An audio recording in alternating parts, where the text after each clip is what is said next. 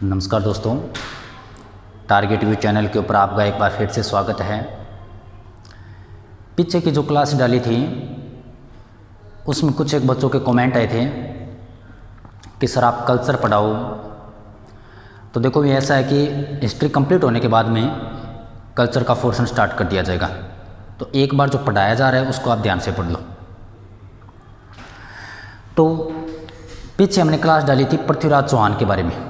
अजमेर का जो चौहान था पृथ्वीराज चौहान अंतिम राजा, और उसके बाद में भारत में दिल्ली सल्तनत की शुरुआत होती है। तो मैंने बताया था कि पहला मसाया गुलाम, दूसरा खिलजी, 3 नंबर तुगलक, 4 नंबर सैयद और 5 नंबर लोधी। उसके बाद में आ गए थे मुगल। भारत के अंदर बाबर आ गया था। तो पृथ्वीराज चौहान की मृत्यु के बाद में इसी से एक शाखा, इसी पृथ्वीराज चौहान का एक बेटा था जिसका नाम था गोविंदराज, और गोविंदराज चला जाता है रणथंभौर में, और रणथंभौर के अंदर चौहान वंश की नींव डालता है जिसका नाम था गोविंदराज। तो आज हम रणथंभौर के चौहानों के बारे में पढ़ेंगे। रणथंभौर के चौहान।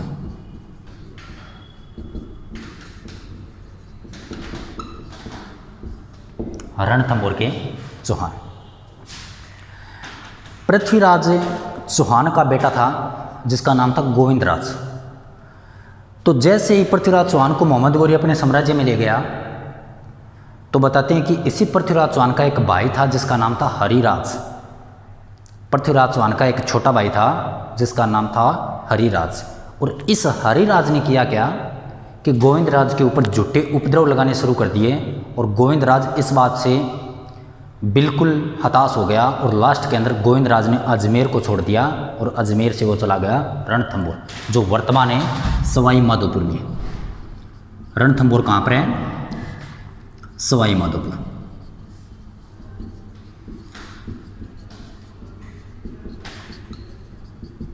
अब रणथंभौर में आ गया और चौहान वंश की नींव डालता है। और उसके बाद में पीछे से बताते कि हरिराज ने इसी हरिराज का एक सेनापति था जिसका नाम था छत्र सिंह। हरिराज के सेनापति का नाम क्या था? छत्र सिंह। और वो छत्र सिंह दिल्ली सल्तनत के शासक कुतुबुद्दीन ऐबक के ऊपर आक्रमण करने के लिए जाता है।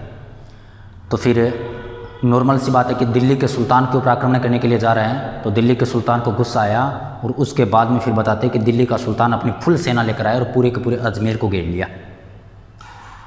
और इतनी सेना लेकर आया कि उसके साथ लड़ने का सामर्थ्य भी नहीं था हरिराज में। तो बताते कि हरिराज ने अग्नि में अपने आप को समर्पित कर दिया, ना तो किसी प्रकार का युद्ध किया।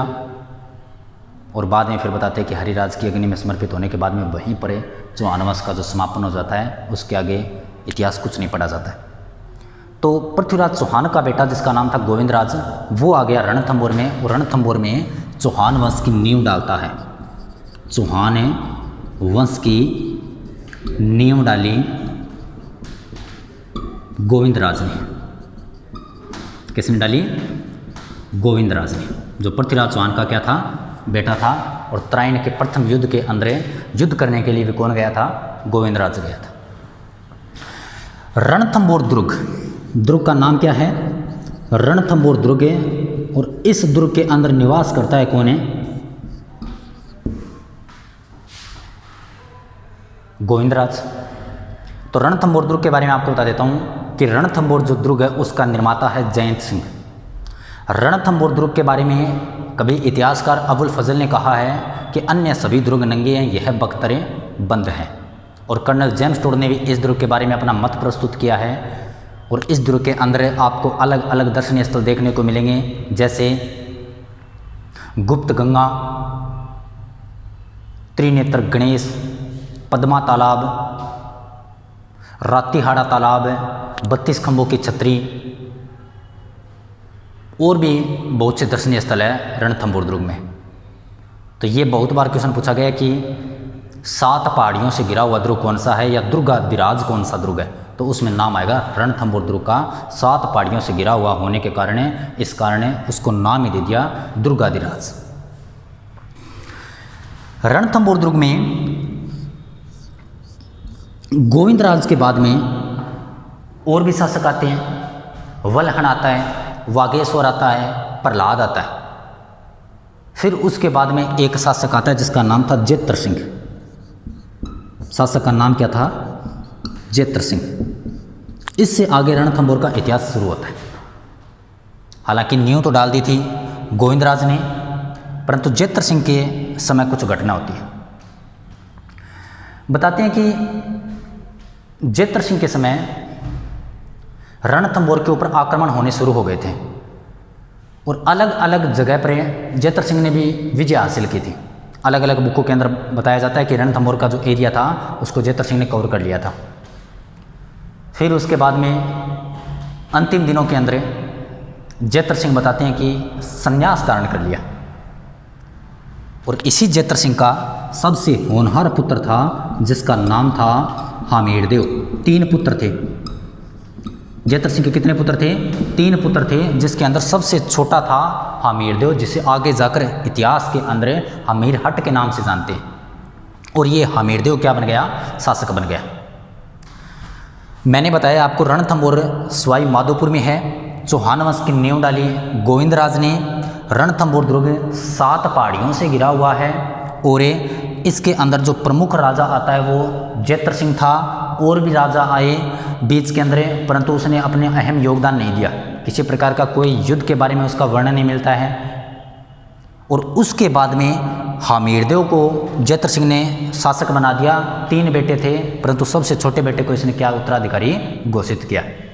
और खुद की बात बताते हैं कि बाद में क्या हो जाती है? मृत्यु हो जाती है। और जेत्र सिंह ने 32 साल तक शासन किया था। जेत्र सिंह ने 32 साल तक शासन किया था। तो इस कारण जेत्र सिंह की याद में हमीरदेव चौहान ने 32 खंभों की छतरी बनाई। 32 खंभों की छतरी बनाई कि देखो भी पिताजी ने कितने साल शासन किया था रणथंभौर के ऊपर? 32 साल। तो इसकी याद में 32 खंभों की छतरी बना दी। और इस छतरी को न्याय की छतरी कहते हैं। 32 खंभों की छतरी को क्या कहते हैं? न्याय की छतरी। अब न्याय की छतरी क्यों कहते हैं? क्योंकि बताते हैं कि हमीरदेव चौहान इसी छतरी के ऊपर बैठकर न्याय करता था। हमीरदेव चौहान इसी छतरी के ऊपर बैठकर क्या करता था? न्याय करता था। इस कारण इसे क्या कहते हैं? न्याय की छतरी कहते हैं। अब शासक बन गया हमीरदेव चौहान। शासक बन गया हमीरदेव चौहान शासक बन गया। और उसके बाद में हमीरदेव चौहान के जीवन के अंदर क्या क्या घटना होती है उसको आप ध्यान से सुनिएगा। हमीरदेव चौहान ने शासक बनते ही सबसे पहले तो किया क्या कि दिल्ली के सुल्तान को कर देने से मना कर दिया। हमीरदेव चौहान ने दिल्ली को टैक्स देने से मना कर दिया। दिल्ली को कर देने से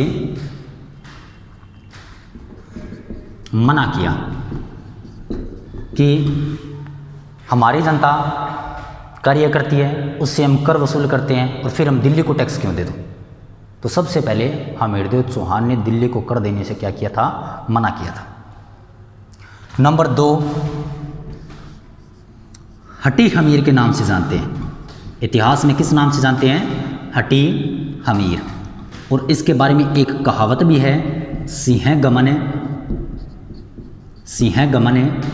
सतपुरुष कदली फलत इकबार। कदली फलत इकबार। तिरिया तेल हमीर हट चढ़े न दूजी बार। सिंह गमने सतपुरुष कदली फलत इकबार। तिरिया तेल हमीर हटे चढ़े न दूजी बार। इतिहास में हट्टी हमीर के नाम से जानते हैं। सबसे पहले दिल्ली के राजा जलालुद्दीन खिलजी को इसने क्या कर देने से मना कर दिया कि हम किसी प्रकार के दिल्ली को कोई भी करें नहीं देंगे। इस समय दिल्ली का समकालीन शासक है, दिल्ली समकालीन शासक है, एक तो था जलालुद्दीन खिलजी,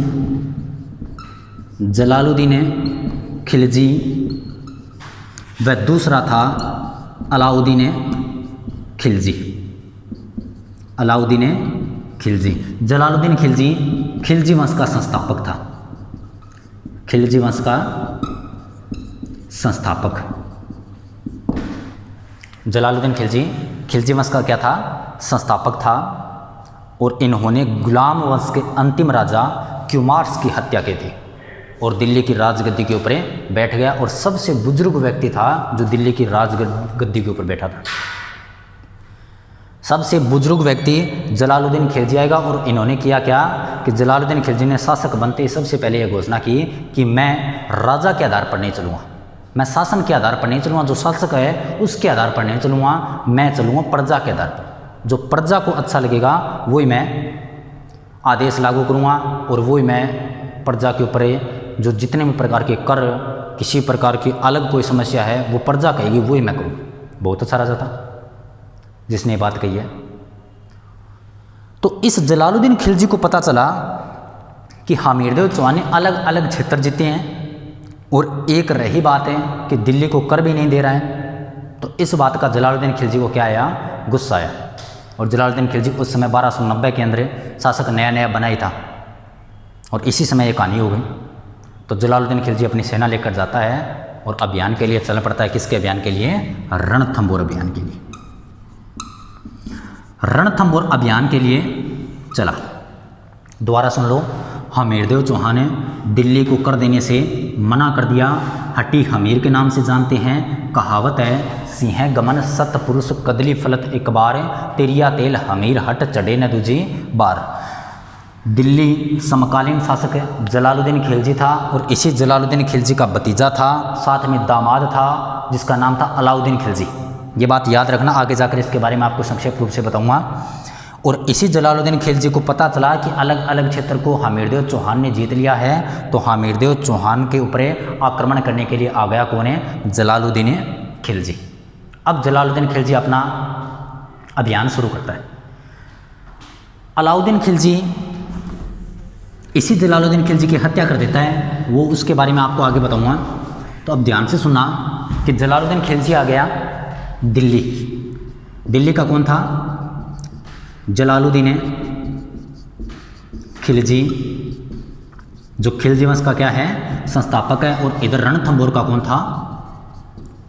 हमीरदेव चौहान।